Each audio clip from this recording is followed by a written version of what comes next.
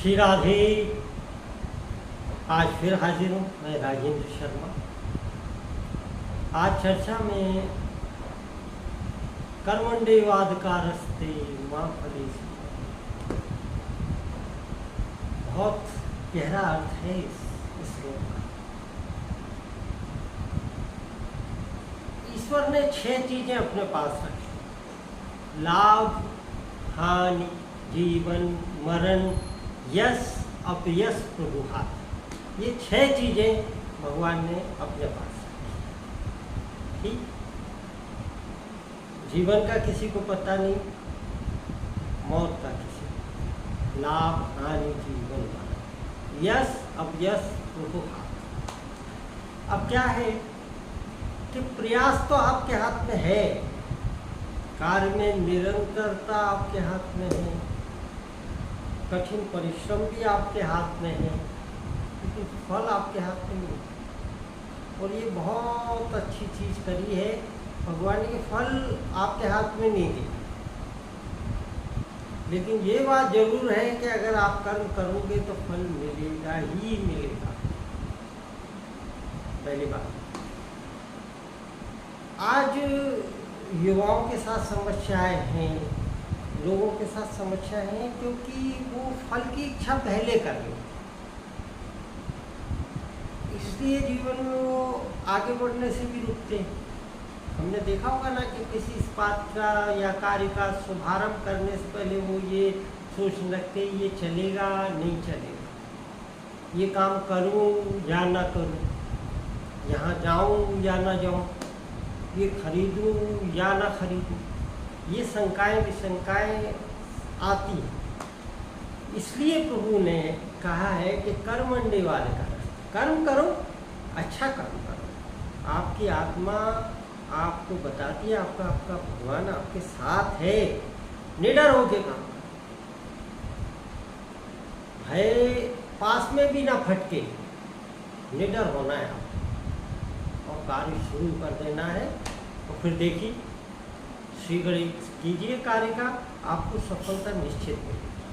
आज क्या है कि युवा है, युवा सबसे ज़्यादा परेशान।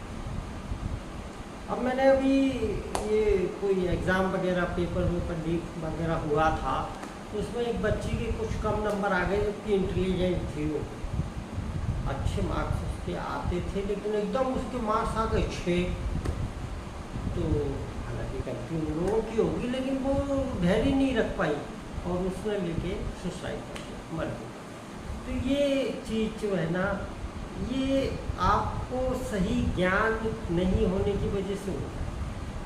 तो उसको अपने मालूम होना चाहिए अपने, क्योंकि ये नहीं तो वो, जो व्यक्ति परमेश्वर में आस्था रखने के साथ कर्म को ईमानदारी से करता है, तो निश्चित रूप से उसको सफलता तो मिलनी ही है। तो आपको अपने आराध्य का स्मरण करके कार्य शुरू कर देना चाहिए, कार्य में ईमानदारी होनी चाहिए। अपने यहाँ हठ योग भी है कि हट करो, लेकिन हट इस कार्य का करना चाहिए कि आप जो है ना किसी दूसरे के लिए कार्य करें। होता क्या है कि अपना स्वार्थ वहीं आप पीछे होते हैं। जब आप ये ध्यान में रख के काम करोगे, इस चीज़ को ध्यान में रखोगे कि कार्य जो है ना, इससे कितने लोगों को फायदा हो, फिर देखिए 4 साल लग जाते हैं। तो कार्य कोई भी प्रारंभ करें, हमेशा देश को, लोगों को ध्यान में रखते हुए करें। जैसे आप खाने पीने का काम करते हैं, तो हठ योग ये होना चाहिए कि मैं इतना अच्छा पौष्टिक खाना दूंगा और ऐसे ऐसे विटामिन्स वाला खाना उनको दूंगा कि उनका शरीर इतना अच्छा हो। तो कर रहा आप उनके लिए रहे, हो जाएगा आपके लिए। आपने डोनाल्ड है ना, मैकडोनाल्ड वगैरह बने, तो इसने क्या करा कि इसने अपने चेन खोली है ना, हर जगह अपनी दुकानें खोली, इसके साथ के दूसरों का फ़ायदा होगा। तो उसने अपनी बहन को भी खुलवा दी, भाई को भी खुलवा दी, फिर लोगों को फिर फ्रेंचाइजी देना चालू किया और तमाम लोगों ने वो खोली। उसने कहा कि भैया तुम तो कमाओ, इतना हमें देते जाओ। तो आज उसको इतना लाभ होने लगा कि सोच क्या थी सोच यही थी कि हम भी खा रहे तो सब खाएं, और वो तो जिसको खुलवा रहा है वो तो अपना चला ही रहा है, उसको अलग दे रहा है ना।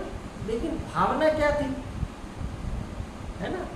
तो परोपकार परमो धर्म, ये बुद्ध भगवान से लेके और अपने यहाँ जितने भी ग्रंथ और दूसरे भी ग्रंथ, उनमें सब कुछ है।